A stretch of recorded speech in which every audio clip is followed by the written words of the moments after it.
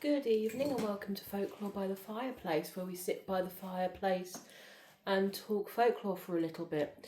Now today is the 13th of December, and in the liturgical and folklore calendar, especially in Sweden, today is the feast of St. Lucy, who is associated with the blind, helping the blind, and also with light in the darkest time of the year. Now, St. Lucy herself is a 4th century Christian martyr, so she was helping Christians in the catacombs of Syracuse in Sicily, and after turning down a marriage proposal, she was reported to the Romans for being a Christian and was subsequently executed.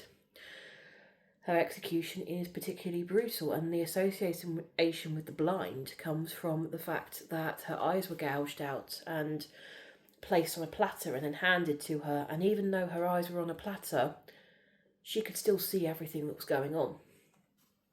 So that's why she's associated with the blind. But she's also associated with the darkest time of the year, which is nearing the winter solstice. Now, the winter solstice is the shortest day of the year. In England and Derbyshire, on the winter solstice, it's dark just before 3:30. In Sweden, it's dark even before that.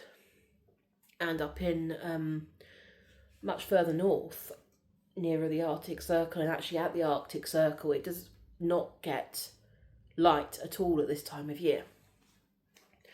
So during that time, obviously, food is scarce. We're saving it all up for a big blowout with friends and family at Christmas. And a lot of people die because of lack of food. Now, the story with St. Lucy in Sweden is that they were facing a famine through the winter, or there'd been a famine, and at this point it was really starting to bite, and they were thinking, we're going to have mass deaths on our hands. So the people of Sweden pray. They pray for a miracle. And then one night, the 13th of December in the story, a ship appears with a woman wearing a crown of greenery with candles sticking out of it. And if you go to Sweden today, that's the headdress that they have for the festivals of St. Lucy. Now, when this woman with the headdress appears to the people of Sweden, she's bringing supplies to get them through the rest of the winter. That becomes a thing in Sweden, is on every 13th of December they celebrate St. Lucy in a very big way. They have people over, they share saffron buns and coffee, and it's a big celebration. But it celebrates this getting through the famine. In England, though, especially since the Reformation, St. Lucy's not really very much celebrated here.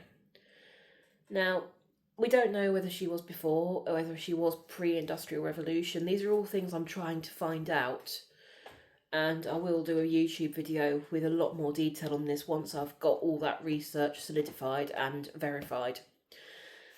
So, for now, happy Feast of St. Lucy. I hope you enjoyed this little tale.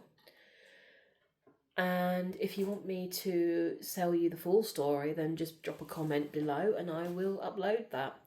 So that's it for Folklore by the Fire for tonight. I will see you another time. Take care now.